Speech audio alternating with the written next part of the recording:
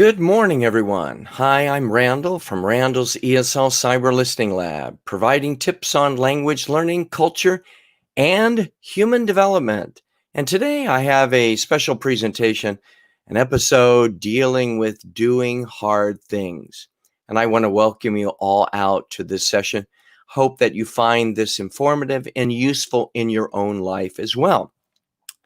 The title of my presentation is The Hardest Day of My Life and what I learned about myself. And I think this is important because I think every one of us is learning, growing, developing in their own sphere, in their own part of their life. And that's what I'd like to talk about today. And I hope this episode really can resonate with you in your own struggles. And I encourage you, as you are listening to the presentation, to feel free to share your experiences as well.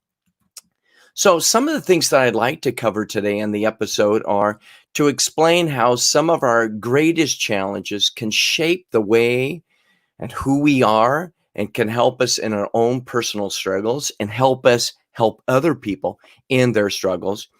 And I'd like to relate my personal struggles to language teachers, to students who are maybe going through difficult times. I think everyone has those type of experiences where you struggle and you have difficulty and so forth.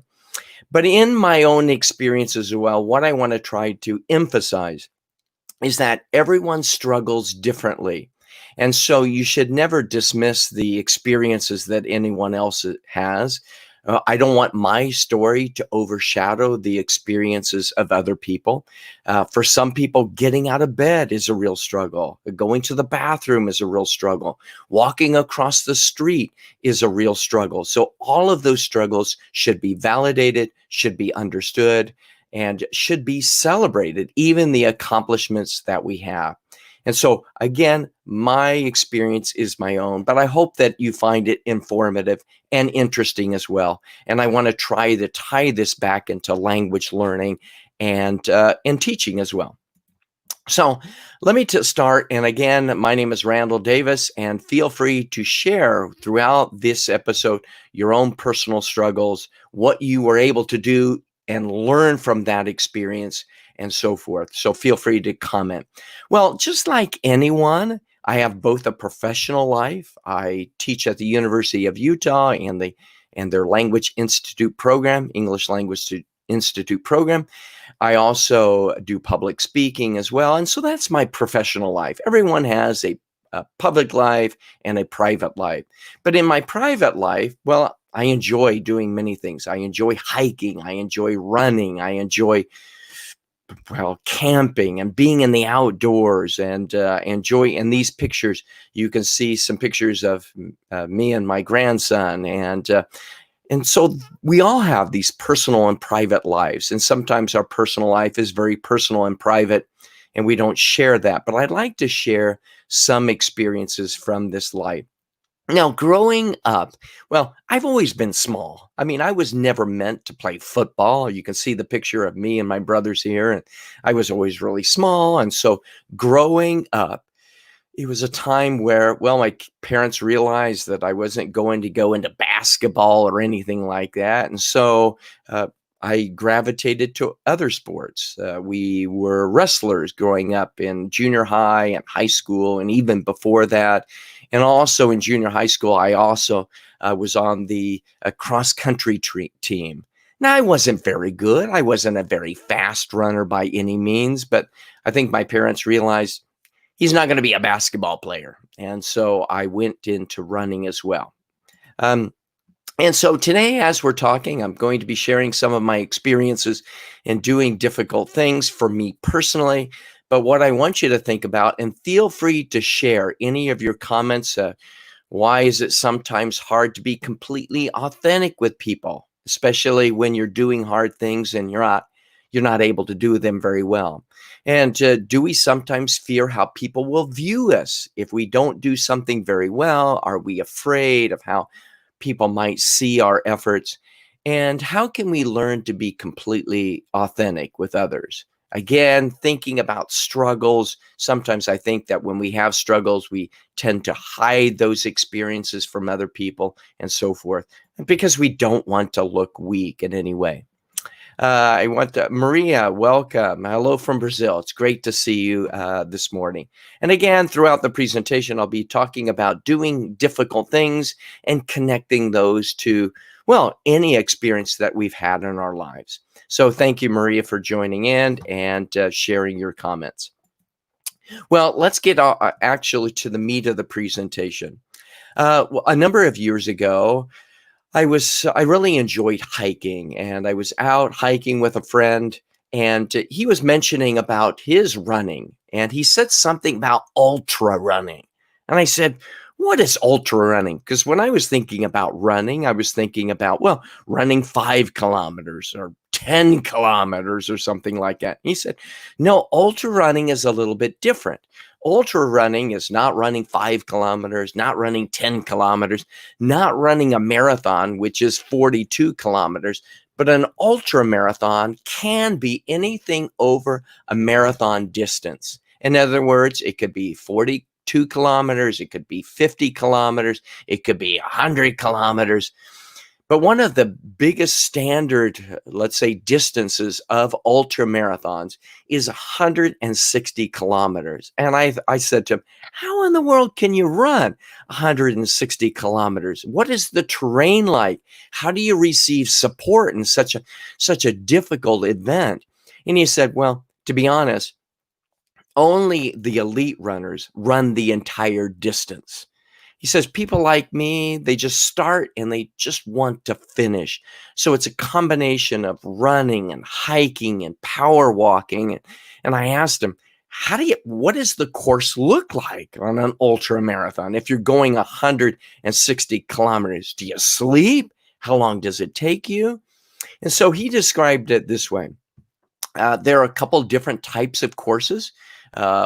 Two of the most typical courses are, number one, a point to point. In other words, you start at one point and you run the distance, hike the distance from one starting point to the end.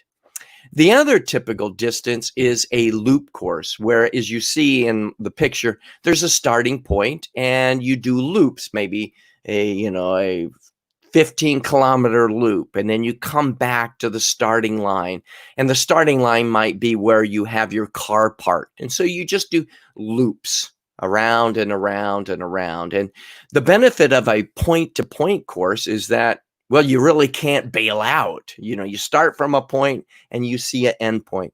But the challenge with the loop-to-loop is that as you make those loops, you might feel tired. You might feel worn out, and you might say, "I'm done. I'm not going to continue in this race."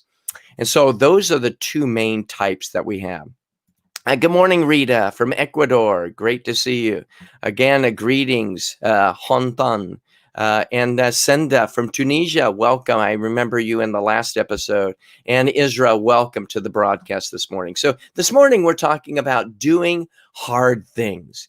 And throughout the broadcast, I want you to be thinking about, what are some of the things that you found very difficult in your own life, whether it be in your teaching, whether it be in your family life, and how did you learn to overcome those?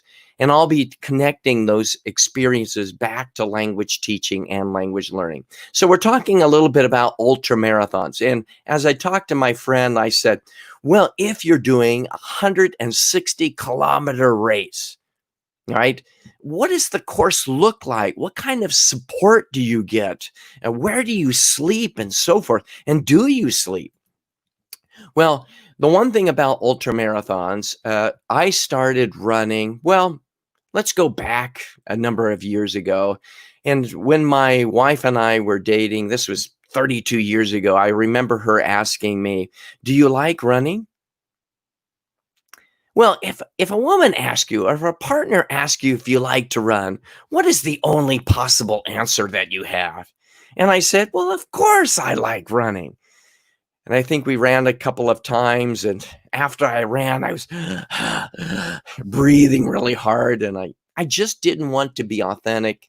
I found it difficult to acknowledge to my future wife that I really wasn't interested in running because of how challenging it was, how difficult it was. But then later on, this was probably about 15 years ago, and I'm wearing the t-shirt of one of the first ultra marathons that I did. Was a period of time where we were going through a struggle in our family. One of our sons, Joshua, was struggling with mental health issues and in and out of the hospital needing intensive care. And I realized at that point that if I didn't take care of myself, there would be no way that I could take care of my family, their physical needs, their emotional needs. And so I started running. And my wife was a little bit surprised in the beginning that I was starting to run after, well, quitting right after we got married. But I realized that I needed to run. And with ultra marathons, one of the exciting parts about this particular sport is that it covers many different terrains. You could be running. One of the pictures I'm showing you is I'm running a 50-kilometer event in snowshoes. So for 50 kilometers. Now, when I say run, for me, I'm not an elite participant. I run and walk and run and walk and sit on a log or on a rock.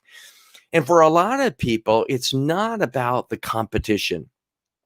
It's about the camaraderie, the connection that you make with people. It's not like you're running an event like a marathon on the street and you can almost breathe on the person next to you. You're so close. With these type of ultra marathons, you're running small group, maybe 100, 200, maybe 250 people covering a very wide open area. And in the pictures I'm showing you, sometimes they're in snow and below freezing temperatures, or maybe up in the mountains.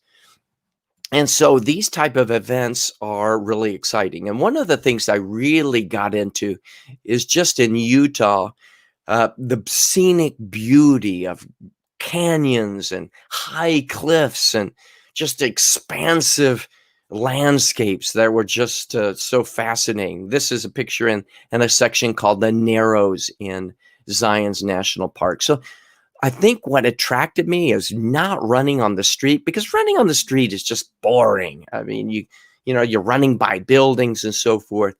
But in ultra marathons, you're running out in nature. And I think that's one of the exciting parts about running.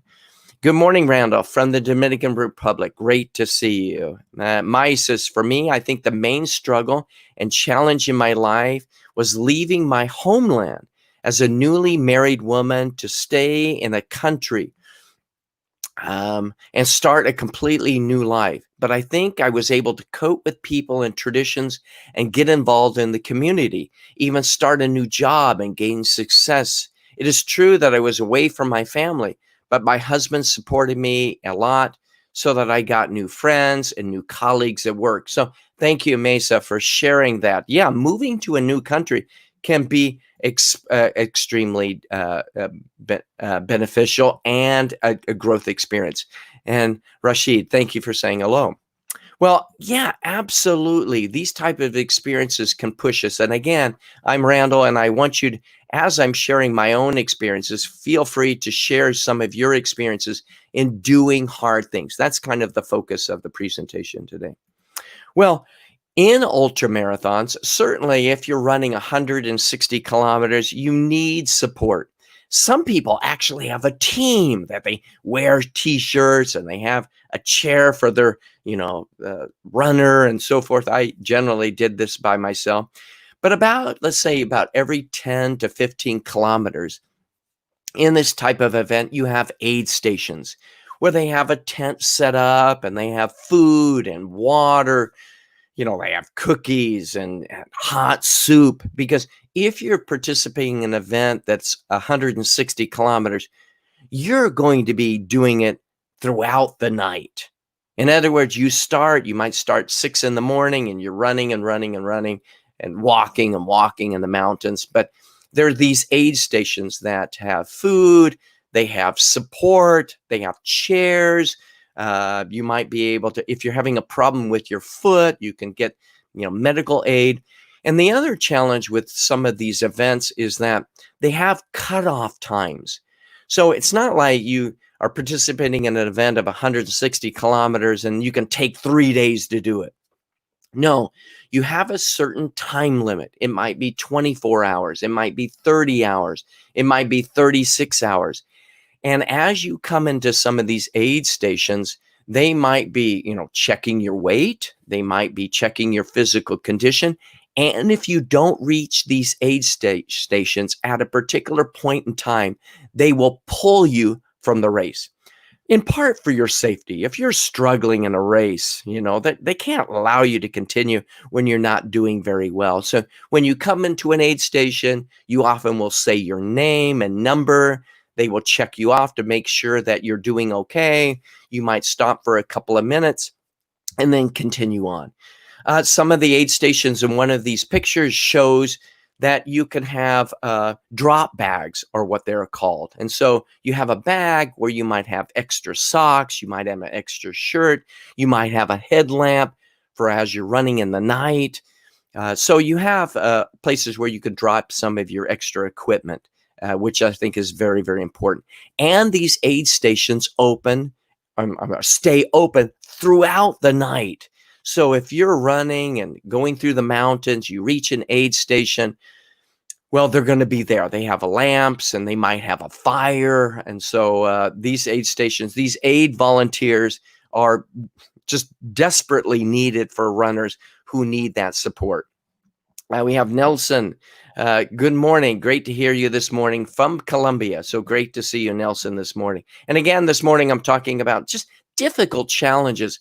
And feel free to share any of the difficulties have had in your own life, whether it be in your teaching, in your study.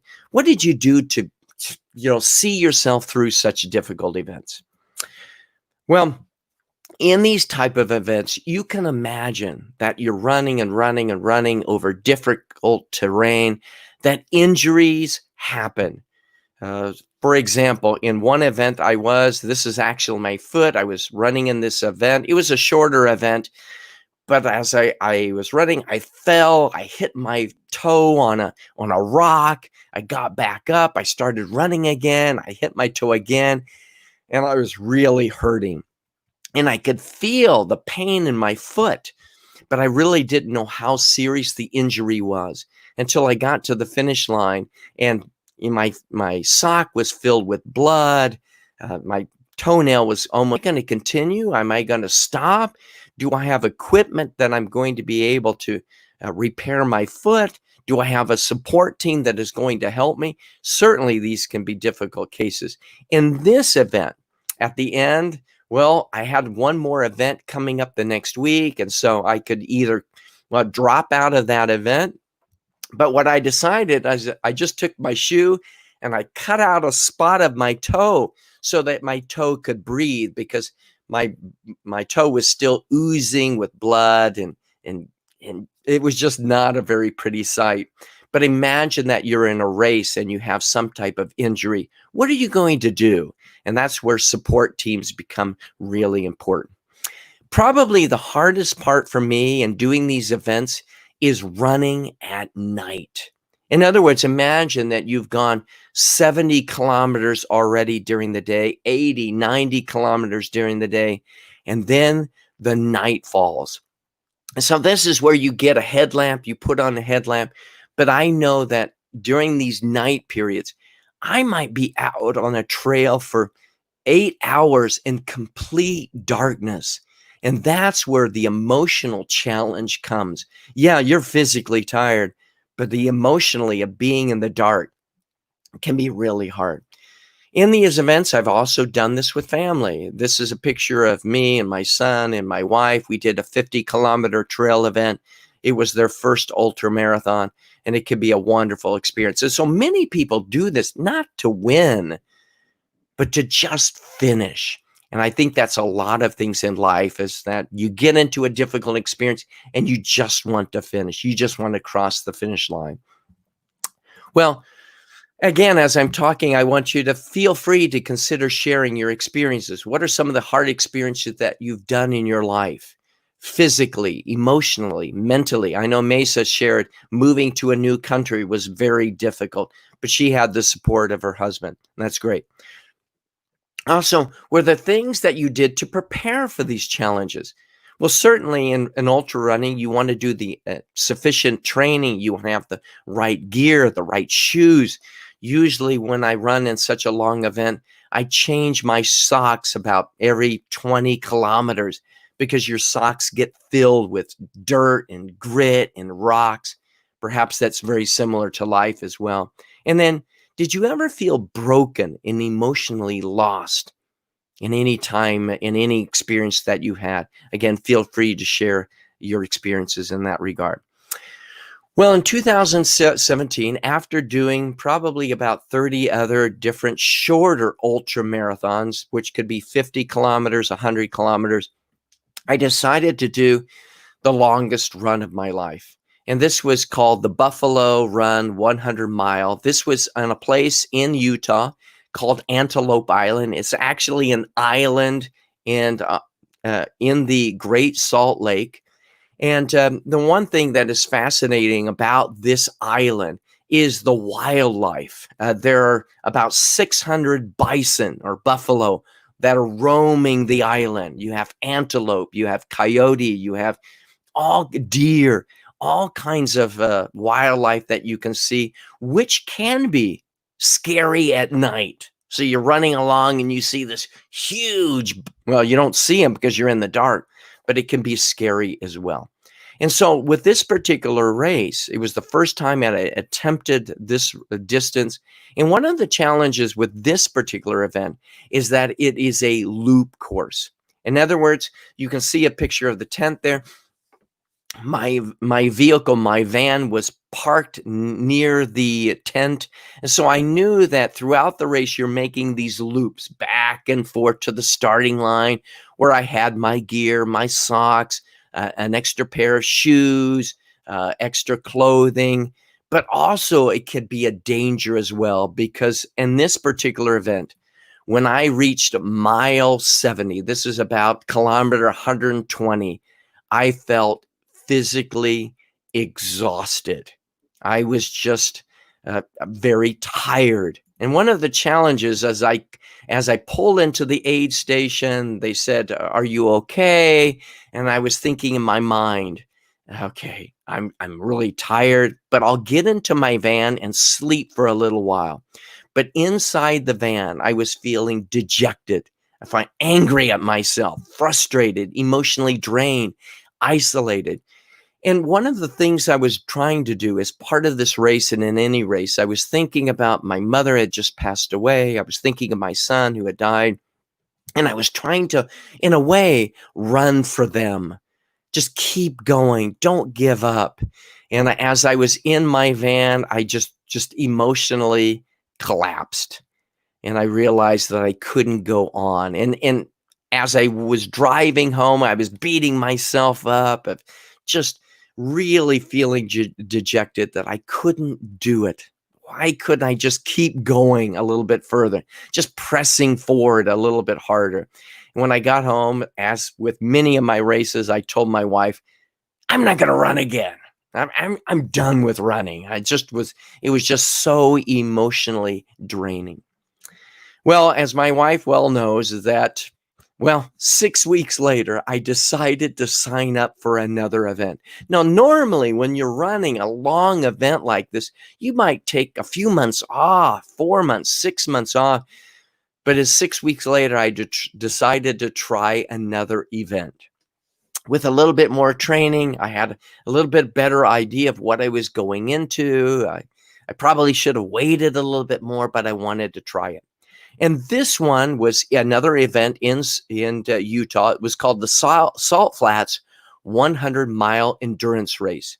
And what is unique about this race is that you're running in the desert across an area called the Salt Flats. It's an area that was the remnant of a huge lake called Bonneville Lake that had dried up. And you're running across a layer of salt. It's probably about 3 meters deep, thick. It's crusted.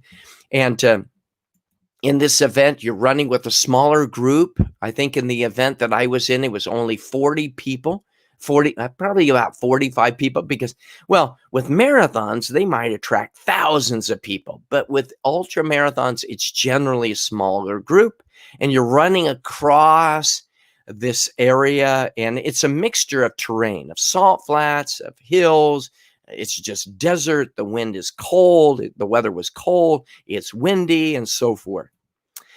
But again, once again, the night is generally the hardest part, where you're alone, you're feeling dejected. Often you're wearing, again, this headlamp throughout the night. And what makes, as I mentioned a little bit earlier, this experience so difficult is that it's dark during the night. And again, in this race, you have ups and downs, and I'm going to talk about that in a minute, highs and lows. And sometimes you see this. All right, the darkness is so dark, and you see that teeny little light there? That's the headlamp. So during a race, you're really spread out. You might see someone way behind you that is wearing a headlamp, and you might see in the distance other lights. But in this event, once the night came, when you came into the aid stations, many of the aid stations had a campfire. And some runners would sit and relax, get food. But I knew if I sat, there's no way I was getting up and out of that chair because I was so tired. So when you left the aid station, you were back out into the dark. And then I would come into another aid station, and I couldn't sit, because if I sat, I knew that just like the last race, I probably would give up. And then I was back out into the darkness. And one of the hardest parts about this event, it was so cold. It was windy. It was cold. Yes, certainly you could wear layers, jackets and so forth like that.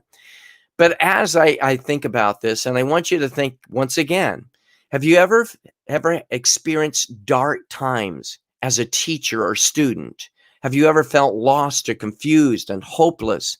What were those dark times? Maybe you've never maybe you've never participated in such an event, but you probably have experienced really difficult experiences. And what was the situation that you went through? And what helped you climb out of that darkness, whatever that darkness might have been? Couple of comments. Let's look at this. Maria says, teaching English here in Sao Paulo, Brazil, is a daily struggle. I mean, as an independent teacher in a company, students are committed, but they cancel classes very often due to meetings or at the last minute. And Maria, I think this is important. This possible darkness of thing. Well, I need students who are committed, and my livelihood is based on whether students can pay, and I think when you feel that you have no ability to support yourself, can be very frustrating, can be very dark. And so, Maria, thank you for sharing that. Yeah, we're talking about a daily struggle. Thank you. Nelson says, also, I've been working for more than 20 years at English institutes, but since last year, I've had the chance to work at a school, and it's totally different because of students. School demanding. The thing is that I promised myself not to work at a school, but it has been a wonderful experience, and I've learned a lot. So Nelson, you're saying, well, for 20 years, I worked at different institutes, but then I experienced a change. I was uncertain about that change, because uncertainty, just like that darkness that I was experiencing, when you walk into a new experience, like darkness, sometimes there's uncertainty. And so thank you for sharing that experience of walking to the dark, but then experiencing something new that has been rewarding to you. Well, great. Well, let me tell you just a little bit more about this race and what happened again at mile 70 at a kilometer 120. Well, in this race, with this race, you had 36 hours to complete the event. And there in the race, you can see there were some climbs. There were a couple of major climbs during the race. 1,700 meters is not necessarily a real difficult climb, but it is when you're really, really tired. And so it was interesting, and I don't know if any of you have experienced this when you're starting something new. At kilometer number 2, I started to wonder right from the beginning of the race. I was thinking, I don't know if I'm going to be doing this. And why in the world am I trying this? Am I crazy or something like that? Nelson, you mentioned about changing to a new job situation. Mesa, you talked about moving from your country to a new country. And I'm sure there is fear involved. And that's what I was experiencing. At kilometer 37, I was starting to feel a slight pain in my knee. Now, sometimes in events, might find that, I'm feeling a slight soreness, maybe a slight knee pain. I might feel a blister, and blisters often happen, like blister on my toe. And I know that usually every race, about kilometer 80, I'm going to have blisters. And that's why I carry a first aid kit. And I have a needle. And this might seem a little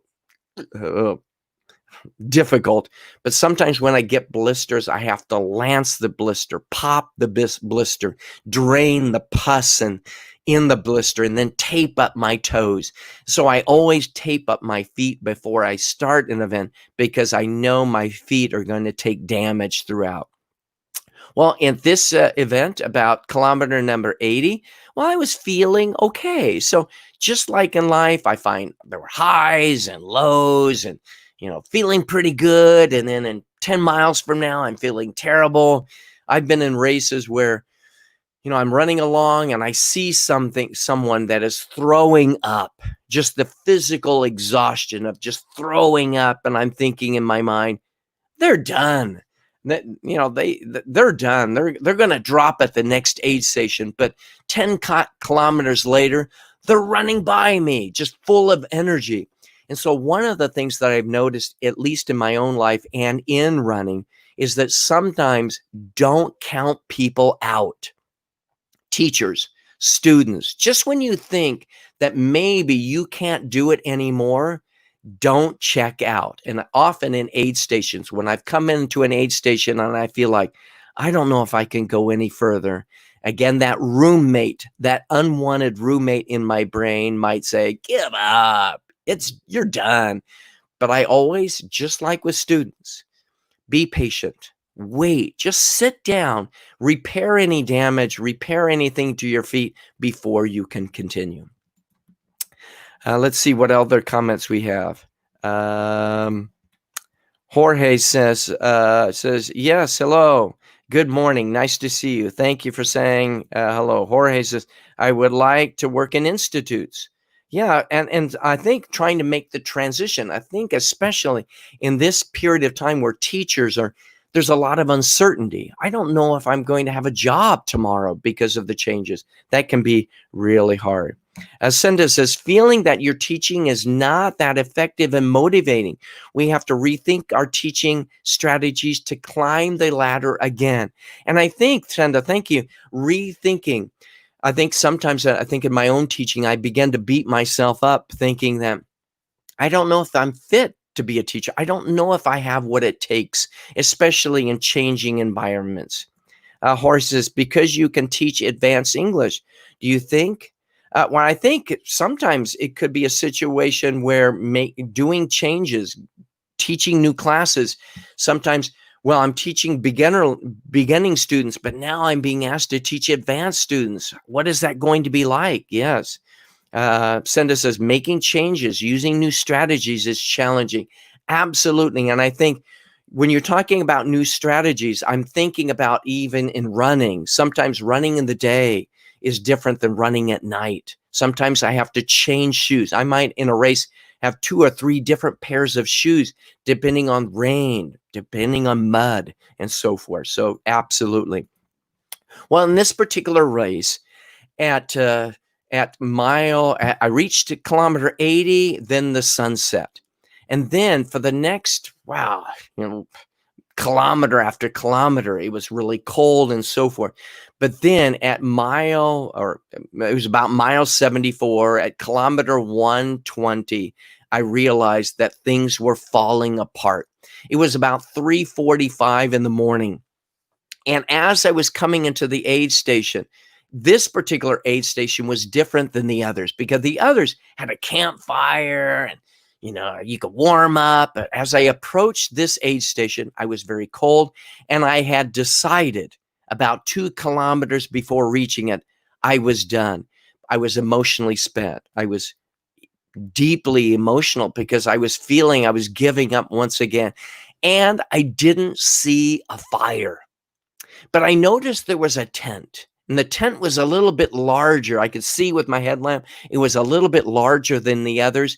And when I opened the tent, I noticed that there were a lot of volunteers there. There was a big screen TV where people could watch even TV. They had beds where you could lie down and rest, and they had cooking stoves. There was activity going on, and the race volunteers realized this was a point in the race where many people stopped and gave up. And so as I was in this tent, and I once again began to feel the feelings of being dejected, afraid of failure, feeling isolated. And I sat in the chair, and a woman asked me, and this is where things really changed. This is really where we need to do better, I think, as teachers and as colleagues. As I sat in a chair, huddled up, freezing, a woman came up to me and said, "What can I get you? Can I get you some hot chocolate? Can I get you something to eat?" And one of the things that I heard in this tent, the voices, "Oh, you look pretty bad." And some of these voices were voices I was hearing in my brain. Now, again, imagine very cold outside. You're in a tent. It's complete darkness outside. Your feet are hurting. You realize that you need to repair your feet because you're having blisters. But I also heard race volunteers, because in these events, the race volunteers have special radios that they have to contact the next aid station to let them know where race runners are. And again, they try to do a lot of safety precautions. So when you enter into an aid station, they take your number. And when you leave an aid station, they let the next aid station know that you're on your way. But here, the race volunteers, as I was closing my eyes, sitting, I could hear them saying, "You know what? He hasn't moved in a while. He looks pretty bad." All right. But I also heard these voices in my brain, "You're done. Give up." And I began to question my own fitness, my self-confidence, my own abilities. But there was one woman, a race volunteer, that was there, and she said, "What can I do? How can I support you? Can I get you more food? Can I get you hot chocolate?" And the question is, I think sometimes as teachers, we don't do that enough with others. In other words, I began to also think in my mind, what will others think of me if I quit? Imagine as a teacher, as a student, and you're feeling the same emotions. Am I just being weak about wanting to stop? Am I expecting too much of myself? And will I be able to look at myself in the mirror tomorrow knowing that I did my best? Well, while I was there, I heard these voices. "Oh, you look pretty bad. He hasn't moved for a while. He's pretty out of it. All right, you're done." And these race volunteers were contacting the next aid station saying, "I don't know if he's going to be able to make it." Let me take a couple of comments to see some other thoughts on this before I talk about this. Hon says, "The sudden death of my father was a hurtful experience in my life. Seeking advice from older, mature people who had gone through life helps depending on the nature of the problem." Thank you very much. That's what I would do to overcome my bad feelings. Maybe seeking advice from other people. Thank you so much for sharing, Randall. Your inspiration, encouragement, positivity, and advice is gradually making me stronger. Thank you. And you know what? While I was in this tent, I was also thinking of my mom. I was thinking of my son. I was thinking, I want to do this for them. And I felt in a part a failure for thinking about giving up. Asma says, "I am from Tunisia. I've been teaching for 15 years. I've experienced teaching at all levels, as well as ages from primary to high school. I enjoyed teaching teenagers. And that's what I've been doing since 2011. Today, my students sat for the contest for the English exams. I was in tears because after that, they called me to thank me for all the support and hard work we've been doing. That was merely my duty. Yes, maybe your duty, but notice that you were there to support them. And again, students, when they're in some type of contest, are thinking about giving up and not always aware of what they can do. Maria says, I've always asked myself at the end of class if I enjoyed the class. I mean, if it was motivating and challenging. I think I asked myself, am I doing enough to motivate my students? Senda says, once a teacher is aware of his or her teaching deficiencies, it will be much easier to make the change. And I think, yes, recognizing your limitations and acknowledging those. And again, I think what I'm also saying is that sometimes when we see other teachers struggle, students struggle, what kind of support do they provide them?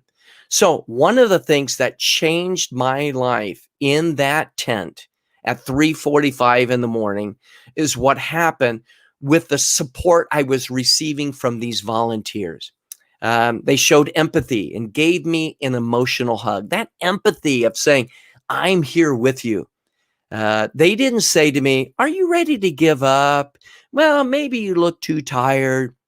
Not at all. They said, can I get you something to eat? There was a point where I had to go to the bathroom. Now, on these long races, there are no restrooms out there. There's not like, you can step into a bathroom and, you step behind a bush or something like that. At this particular aid station, they just happened to have a bathroom for the volunteers, and a woman assisted me to go. I was so tired to stand up, to walk outside, and to go to the bathroom. Very deeply meaningful. And the feeling that people would say, let me sit with you for a few minutes in your pain, in your struggle, can make all of the difference. Well, I was in the tent for about an hour, and I was about to call it quits. But then I said, after going outside for a couple of times, I want to go outside one more time, outside in the darkness, and see if my legs, if my emotional strength had it in me. And one of the things that I saw was this: the sunrise, the dawn. It wasn't the sunrise yet, but I saw the early dawn. And seeing the dawn like that, where it's rising, that I could see that there might be some hope, gave me hope to continue. So at that point, I realized I had completed the distance of about 3 marathons. And I said to myself, you know what? I only have one more marathon to go. That's what is so challenging. But at this point in the race, I was not running. It was just a matter of walking. Can I walk to the end? Can we encourage our students in the same way to just continue to walk? And one of the challenges, I realized I had one more climb. This was the most difficult climb in the race. I was not running, I was walking. But at kilometer 145, I came to another aid station. It was a group of people. They had a tent, and they celebrated. They said, "Oh, yeah!" Cheering me on as I came in. And they said, what can we get you? Just like we should be supporting other people and students and teachers. And I sat down into a chair. I ate, I think, 4 pieces of pizza, not normally the type of food that you would think you would be using to train for a marathon, but I was so hungry. I ate 2 pieces of cake, but they were there once again to support me on my way. So what were the results? What happened? Did I finish? And how is this related to our own teaching? Well, during this race, I heard a voice telling me to give up. Do we often, as teachers, hear that voice? As students, do we hear the voice, give up, it's okay? But I heard another voice in my mind telling me, hey, keep going, be patient with yourself, push on, all right? Well, in this particular race, about 25% of the runners didn't finish the event. At some point, they had to stop, maybe because of fatigue, maybe because of just the pain that was going through their minds, physically, emotionally. But battered and bruised, I finished in 34 hours, 19 hours behind the winner. I mean, the winner, he was fast. He was really fast. By the time I finished, he was probably sitting in a jacuzzi back at his hotel, relaxing. But you might ask, Randall, what did you look like? What did I look like? Well, let me show you what I look like. If I can show you this little video of what it looks like at the end of a race for me. So let me see if I can pull this up. Again, after 34 hours, let's take a look at this video so you can see.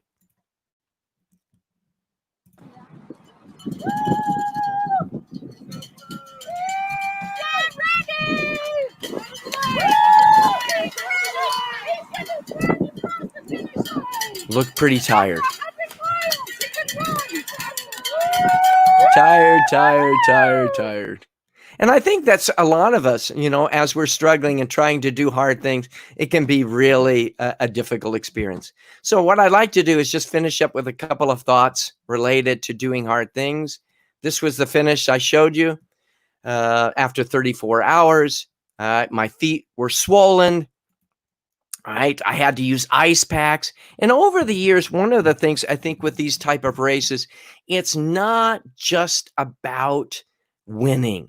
I've been last 3 times in these events. I mean, the last finisher.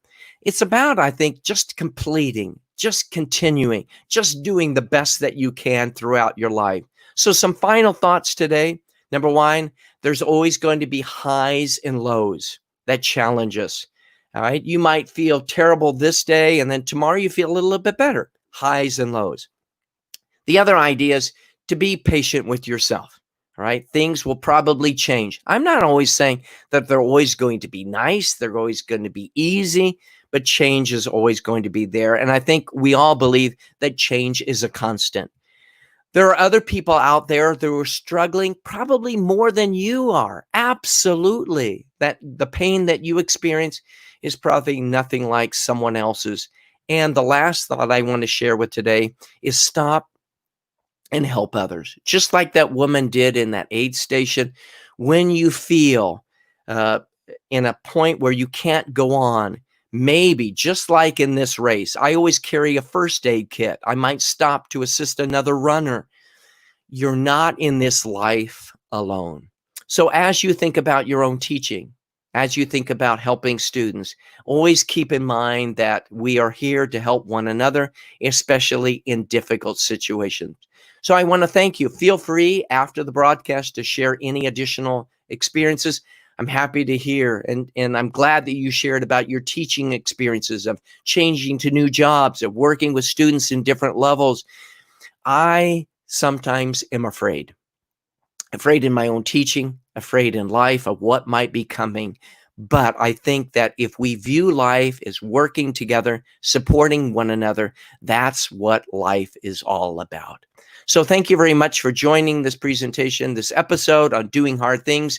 And I wish you all well in anything that you do. And I think we will grow together as we support one another as well. Until next time.